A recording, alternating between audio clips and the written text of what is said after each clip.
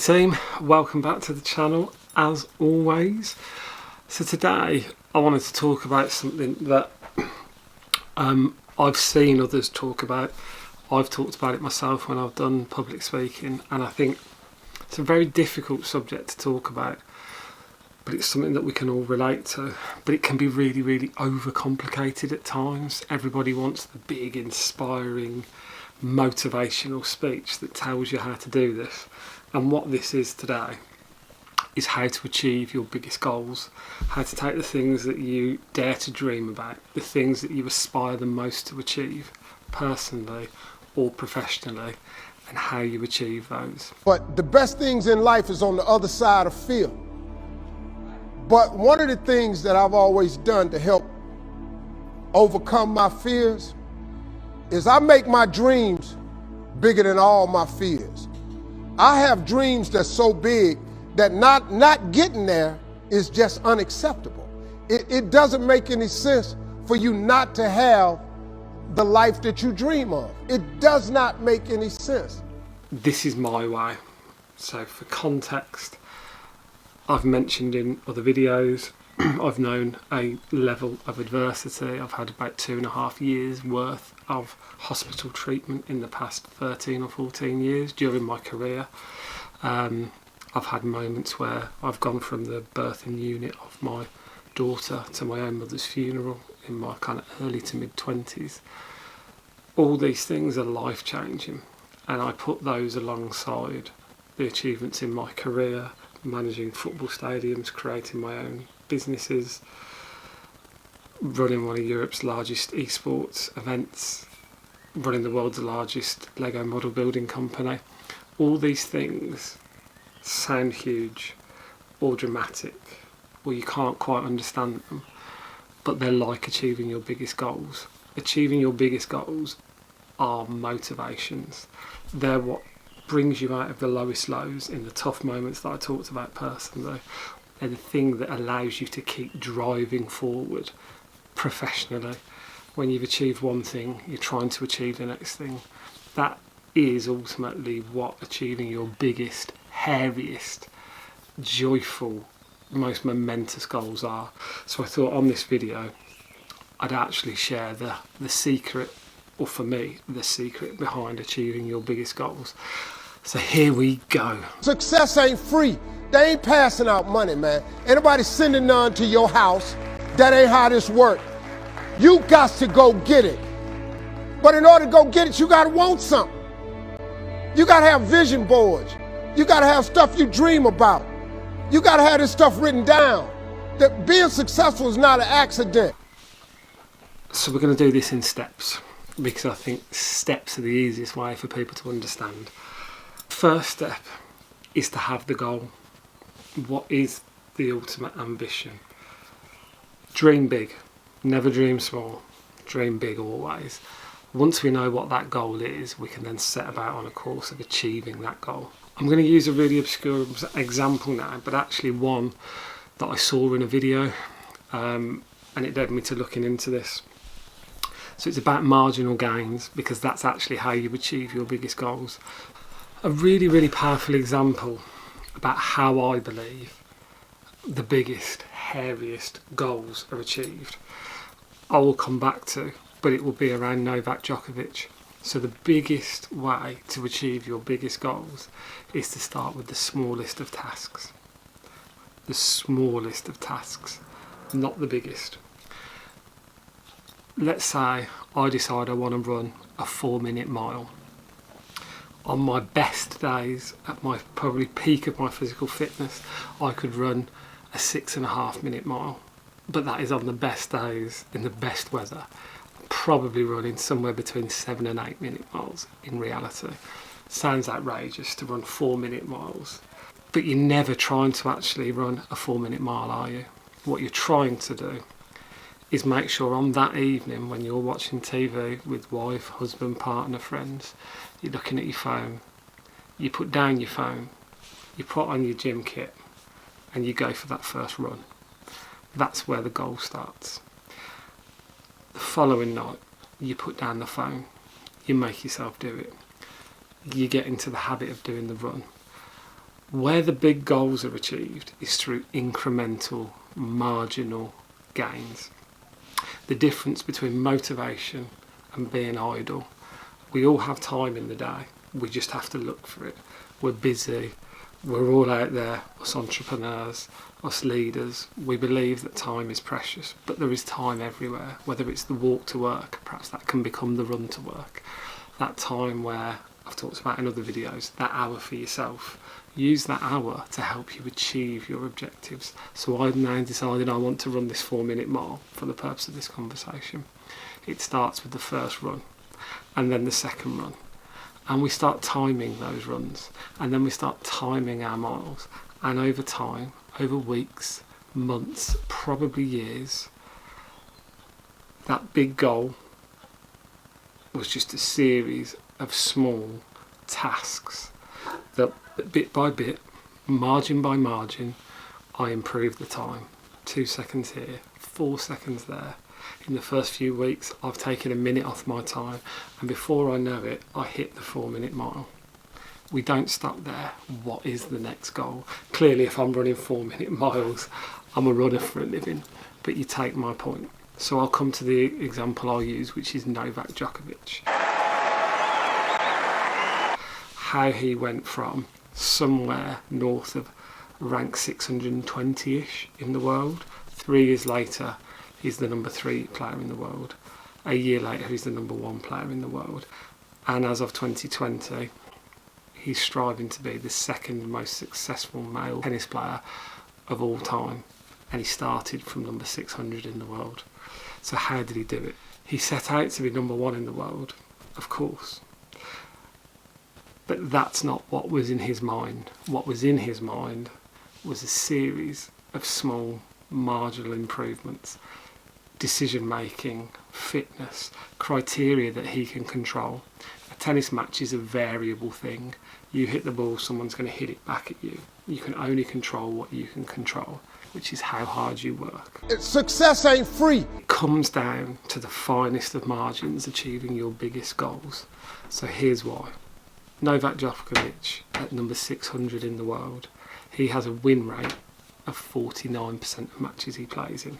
And what's underneath that, what drives that, is he wins 49% of the points that he plays in.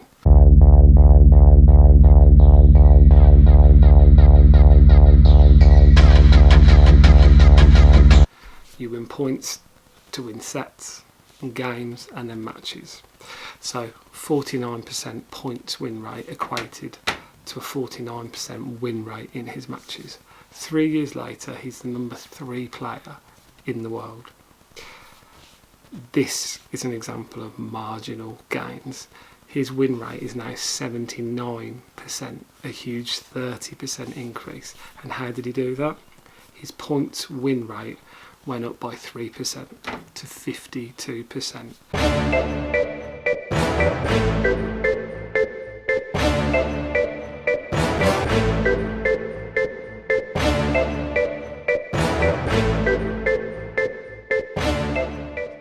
If you think about that, it took him 3 years. 3 years of incremental improvements. Never, ever deviating from what the end goal is, but the end goal's so far away. It's just a series of small tasks that you overcome to achieve the big, hairy goal. So he's the number 3 player in the world now. He's increased his win rate percentage by 30% to 79%, and he did that by improving his points win rate by 3%. A year later, he's the number 1 player in the world. What he does is what got him to number 3 in the world, a series of small, marginal gains. His win rate has now gone from 79% up by 11% to 90%. He has a 90% win rate of all matches. His points won rate goes to 55%. It's improved by another 3%. But that makes him the number 1 player in the world. That makes him now nearly, or potentially, the second most successful male player of all time.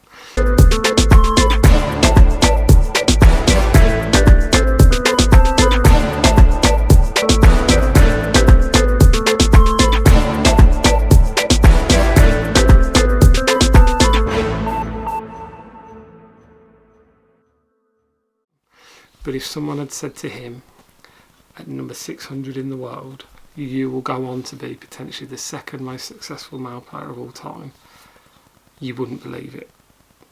Because the goal is too big. It's too far away. You have big objectives. But how you do that is you knock over lots and lots of small things along the way. So let's recap.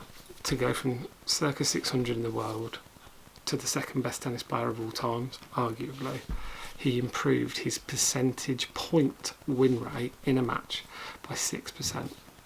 6% from a also-ran nobody, borderline not professional tennis player to one of the greatest tennis players the world has ever seen over a 4 to 5 year period. A 6% improvement. If that doesn't demonstrate to you the power of marginal gains and goal setting, I don't know what will. So that is a great example of how you achieve your biggest, hairiest goals. First of all, I don't like the term failure. I like the term falling. I think you need, we fail fast. Well, the problem with the word fail is it's like the word cancer, right? If you have stage 4 lung cancer or stage 4 liver cancer and you have a mild melanoma with a 99.999% chance of you'll be fine, both of those things are called cancer. And the problem is they're not the same thing. And failure is the same, which is failure could be absolutely catastrophic or it could be a minor hiccup, but the problem is we call it failure. So I think we need to use different terms, right? Failure, I believe, is something we want to avoid. But falling is something that happens naturally. So how you achieve them isn't by making wild statements. We've all seen New Year's resolutions. I'm going to lose weight. I'm going to get a new job. All of these things absolutely have to be the aspiration. They are the end goal. But you have to remember the important word in that sentence is they are the end goal. They're not the initial one. If I want to lose weight, that isn't going to happen overnight. We've all seen people on faddy diets. They suddenly exercise for 4 or 5 days. They stop eating carbs. It's an unsustainable way of living.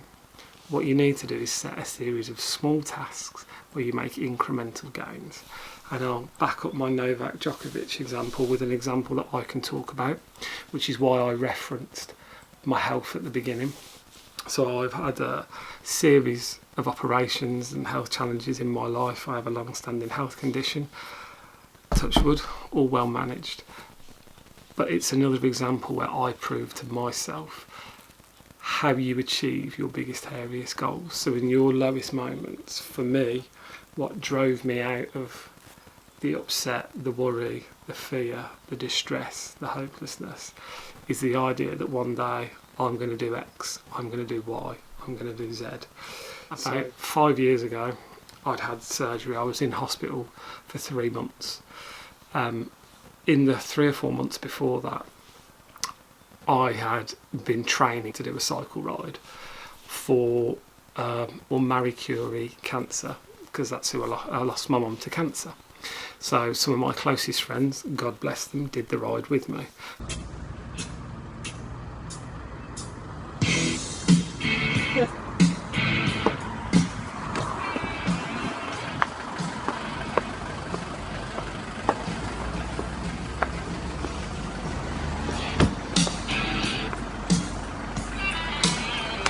Yeah! So we'd all trained for a few months, and then unfortunately I fell ill. I had a relapse in the condition and I was in hospital. Everybody told me you cannot do the ride. My view was, as long as I can get out of this hospital 4 weeks before that ride's supposed to take place, I can absolutely do it. The surgeons told me I couldn't, my wife told me I couldn't, my friends told me I couldn't. But actually, when you've got great family and friends, a great surgeon that understands, they get that the value of that ride to you is bigger than whether you can achieve it or not. They have to help you facilitate you achieving your goal, your objective. And my objective was to honour my mum's memory and to raise the money I'm going to get on my bike, and I will complete that ride. When you're lying in a hospital bed post-surgery, making a statement that I think at the time it was 10 weeks later, I was going to ride, to give you the context of the ride, from each Marie Curie centre, Edinburgh to Newcastle.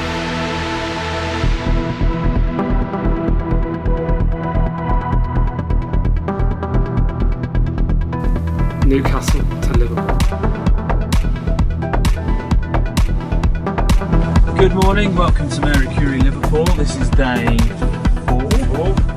How are you going to Liverpool, mates? Liverpool to Cardiff.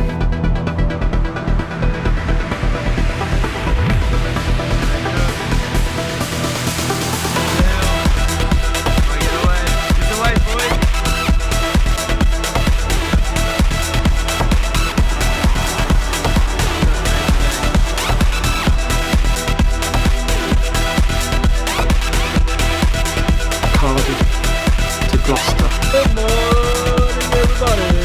Oh, man. What's up? Day 5. Ready? We're in the Welsh Valleys.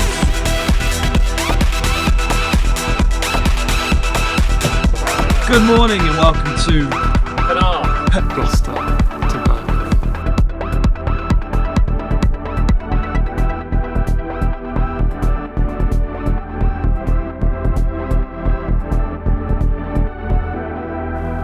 That was the route over a week.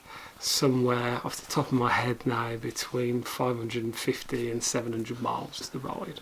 So 10 weeks out, I'm in hospital. My big hairy goal is to ride somewhere between 600 and 700 miles over a week. How I achieve that is a series, again, of small marginal gains. I start to walk again. I start to get myself off the ward. I start to do very small squats or press-up exercises in the bathroom in the hospital. I get out of the hospital. It still feels a distance off, but you get on your bike. They're all small, marginal gains. But where the big shift in the mentality was, I was with my friends. I had their support.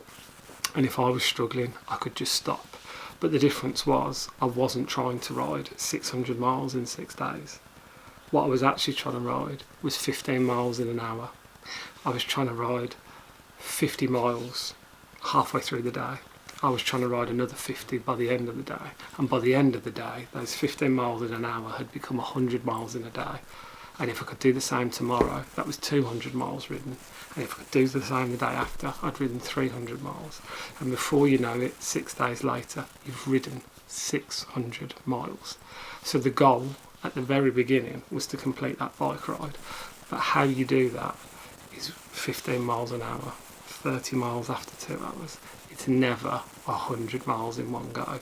That's the mindset of someone who wants to achieve something outstanding, who wants to achieve something extraordinary, is to break things down into a series of bite-sized, achievable tasks that are not so overwhelming that the end outcome feels impossible.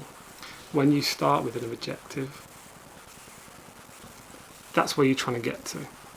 But if that's all you're thinking about, it feels so overwhelming in distance to get there. As I say, when I woke up from the anaesthetic, if someone had said to me, you were going to ride this in 10 weeks' time, I wouldn't have believed it. But as you get a little bit fitter, the belief starts to come back. You set your own goals. As I said at the beginning, dream big. And then when you dream big, dream bigger. Start out with the end goal and put it over here, because all that matters then is the series of small marginal gains that deliver you the end outcome. And when you get to the end outcome, you get the satisfaction of knowing a job was well done, and then we go again. So that, for me, is how you achieve your biggest, wildest, scariest dreams and goals. But what sets us apart are those that can dream, that deliver on that dream. There's a huge amount of luck along the way. Opportunity has to be found, to be given, the right people around you, the support.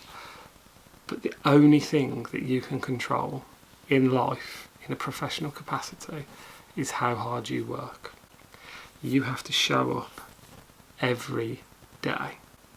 If you show up every day and you've got a goal in mind, you will get there. You will achieve something truly extraordinary. because all it is a series of riding 15 miles every day, and before you know it, you've been from Edinburgh to Newcastle, Newcastle to Liverpool, to Cardiff, to Gloucester, to Birmingham. And it started with a goal that moved into 15 miles cycled that completed in a week. Anybody can do it. So dream big, stay safe, and thank you for watching. Bye.